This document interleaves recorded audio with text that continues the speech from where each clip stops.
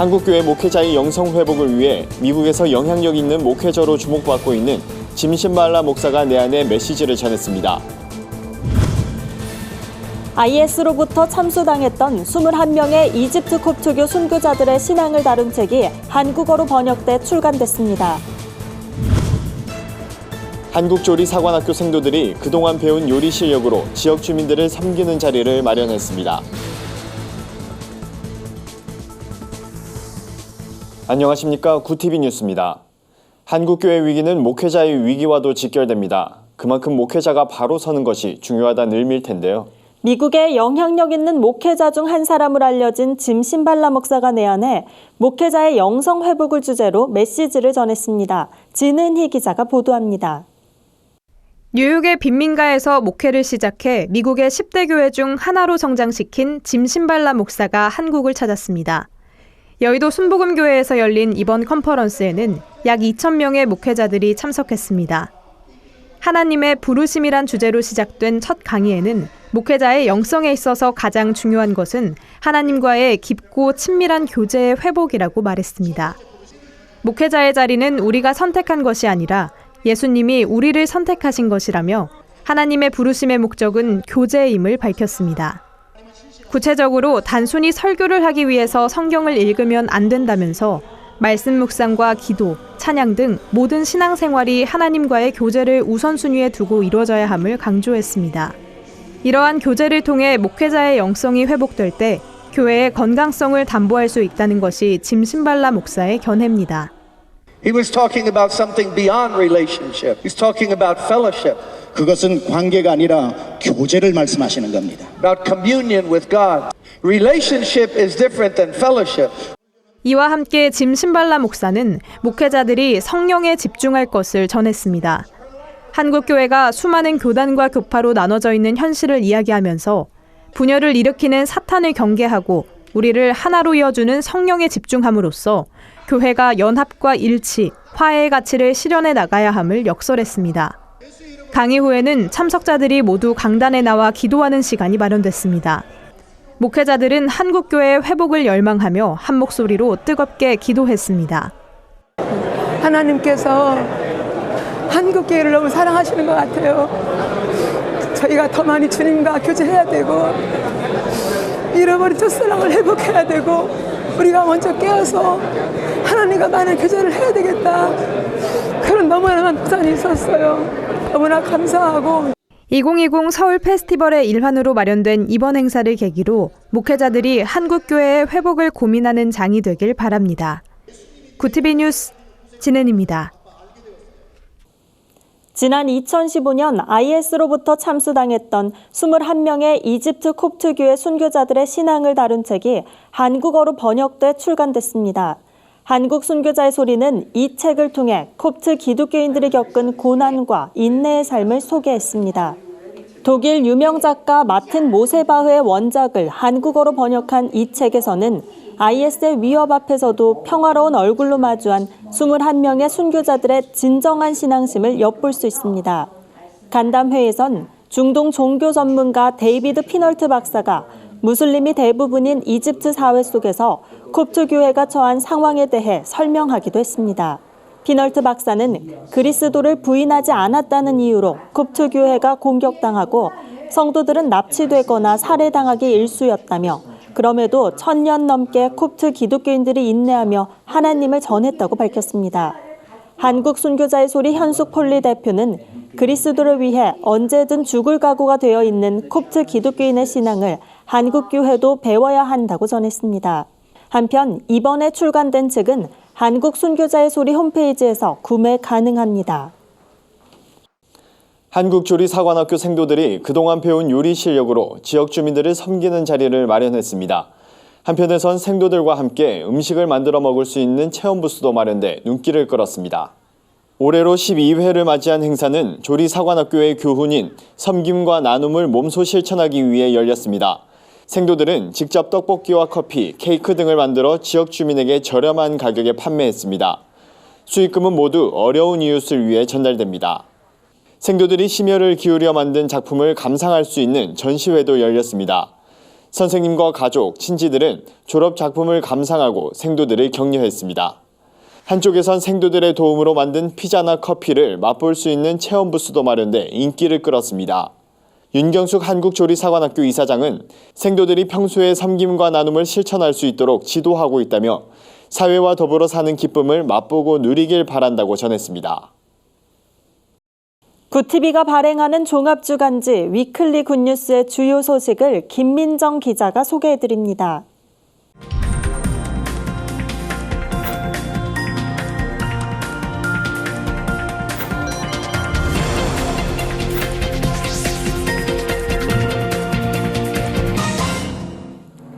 이번 주 주요 뉴스 브리핑입니다. 정부가 추진하는 검찰개혁 방안이 확정된 가운데 구체적인 처리 방안과 시기에 관심이 쏠리고 있습니다. 정부는 검찰개혁 실현에 박차를 가하겠다는 입장인데 여야 간 협상에 난항이 예상됩니다. 일본 제품 불매 운동이 석 달 넘게 이어지고 있습니다. 예상보다 일본의 피해가 상당한 것으로 드러났습니다. 분야별로 자세한 현황 짚어봤습니다. 취업 후 학자금을 제때 갚지 못하는 청년들이 늘고 있습니다. 최근 한 자료에 따르면 취업 후 학자금 대출 의무 상환 체납자가 연간 17,000명, 체납액은 206억 원에 이르는 것으로 나타났습니다. 잇따른 흉악범죄로 사형제 찬반 논쟁이 뜨겁습니다. 이번에 국회에선 사형제 폐지 특별 법안이 발의됐는데 해묵은 논란이 끝을 맺을 수 있을지 관심이 모아집니다. 일본 정부의 한국 수출 규제 조치가 100일을 넘어섰습니다. 초반엔 한국 산업 전반에 큰 타격이 있을 것으로 전망됐지만 우려와 달리 일본의 피해가 예상보다 크다는 분석이 나오고 있습니다. 일본 맥주는 사실상 국내에서 퇴출됐고 일본 수입차도 급감했습니다. 지난 추석 연휴 대목에도 일본 여행객은 예년에 비해 현저히 줄었습니다. 일각에서 일본 제품 구매 움직임이 재개되곤 있지만 전문가들은 국민들의 자발적인 동참으로 이어지고 있는 불매운동이 쉽게 끝나지 않을 것으로 내다보고 있습니다. 때문에 한일 갈등이 장기화할 경우 국내 경기에 끼칠 영향을 대비해야 한다는 지적도 나옵니다. 대한민국 청년들의 발목을 잡는 두 가지, 바로 취업난과 학자금 체납입니다. 특히 학자금을 제때 갚지 못해 체납을 하는 사례가 늘고 있는데요.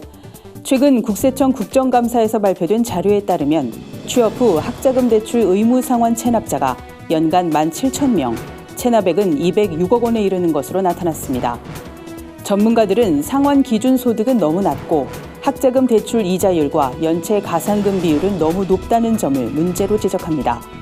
청년들의 취업이나 창업이 불안정한 상황에서 더 이상의 체납자가 발생하지 않도록 정부의 현실적인 대안이 필요해 보입니다. 최근 흉악범죄가 잇따르면서 사형제 찬반 논란이 재점화되고 있습니다. 역대 최악의 장기 미제로 남아있던 화성 연쇄살인 사건의 용의자가 특정되면서 논쟁이 뜨거워지는 분위기인데요. 사형제 존치를 찬성하는 쪽에선 피해자의 인권을 유린한 범죄자의 인권을 존중할 필요가 있느냐는 입장이고 반대하는 측에선 개인의 생명권을 국가가 빼앗아선 안 된다는 입장입니다. 오판의 가능성과 범죄 예방 효과가 미미하다는 점도 반대 이유 중 하나입니다. 최근 국회에선 사형제도 폐지 특별 법안이 발의됐는데요. 어떤 결과로 이어질지 관심이 모아집니다. 최근 한 여성 연예인의 갑작스런 죽음이 알려지면서 온라인상의 악성 댓글에 대한 분노의 목소리가 높습니다. 익명성을 담보로 한 악성 댓글은 당하는 사람에겐 견디기 힘든 폭력입니다. 표현의 자유도 아닌 범죄일 뿐입니다. 실제로 사이버 명예훼손과 모욕 범죄는 갈수록 늘어나는 추세입니다. 특단의 대책이 필요해 보입니다. 지금까지 위클리 뉴스 브리핑이었습니다. 오늘의 사회 이슈를 박은결 기자가 종합해드립니다. 오늘의 이슈 포커스입니다. 월드컵 축구 대표팀의 평양 원정 경기 방송이 결국 녹화 중계마저 무산됐습니다. KBS는 17일 이날 오후 5시 방송 예정이었던 2022년 카타르 월드컵 아시아 지역 2차 예선 3차전 남북한 간 경기의 녹화 중계를 취소한다고 밝혔습니다. 앞서 지상파들은 영상이 DVD 형태로 선수단을 통해 들어오는 대로 분량이나 그림 상태 등을 확인한 뒤 방송하겠다고 예고한 바 있습니다. 이와 관련해 대한축구협회 관계자는 화질뿐만 아니라 해당 경기 영상의 사용 권한도 확인되지 않아 그 부분을 명확히 할 필요가 있다면서 일단 영상을 언론에 배포하지 않기로 했다고 덧붙였습니다.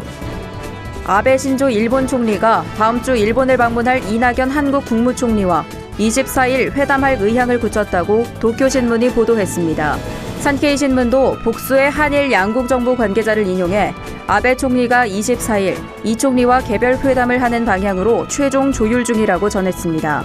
이 총리는 나루히토 일왕의 즉위를 일본 안팎에 알리는 22일 행사에 한국 대표로 참가합니다.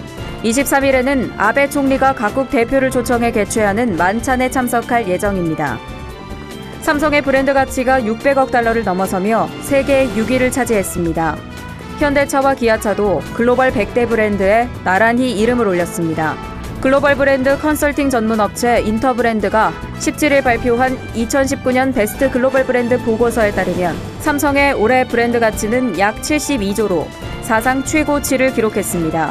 아시아 국가의 브랜드 가운데서는 일본 도요타를 제치고 선두를 차지했습니다. 100위 내에 든 한국 브랜드는 총 3곳으로 현대차가 36위를, 기아차가 78위를 차지했습니다. 브랜드 가치 1위는 애플이었고 구글이 그 뒤를 이었습니다. 구티비 뉴스 박은결입니다. 글로벌 선교 방송단과 함께하는 교계 소식 전해드립니다. 서울역 통일광장 기도회 8주년 기념예배가 오는 21일 서울역 광장에서 개최됩니다. 이번 기념예배에선 복음을 듣지 못한 채 죽어가는 북한 동포들의 신앙의 자유를 위해 남한 국적 선교사 6명의 조속한 석방을 위해 기도할 예정입니다. 통일광장 기도회는 한국 CCC 설립자 김중곤 목사의 당부로 시작됐으며 에스더 기도운동과 통일소망선교회, 북한정의연대, 서울기독청년연합회 등 기독단체와 교회들이 섬기고 있습니다. 대한예수교 장로회 합동총회가 제104회기 소광석 부총회장 취임 감사 예배를 세해된 교회에서 진행했습니다. 이날 예배엔 서기행 전 총회장을 비롯해 이건영 목사, 배광식 목사, 오정호 목사 등 교단 인사들이 격려사와 축사, 특별 기도자로 참석했습니다. 소 부총회장은 교단을 화합하고 바른 방향으로 세워가는 디딤돌이 되도록 최선을 다하겠다고 인사말을 전했습니다. 세계 CEO 전문인 선교회가 2019 자랑스러운 전문인 선교 대상 수상자를 발표했습니다. 수상자는 김우신 동북아 과학기술협력재단 이사장, 류태영 농촌청소년 미래재단 이사장, 박용준 글로벌케어 회장, 이창현 가스펠투데이 주필, 정정숙 총신대 명예교수 등 5명입니다. 시상식은 내달 9일 서울 종로구 여전도 회관에서 개최됩니다. 이상으로 뉴스를 마칩니다. 구티비 뉴스는 인터넷 신문 데일리 굿뉴스를 통해서도 보실 수 있습니다. 시청해주신 여러분 고맙습니다.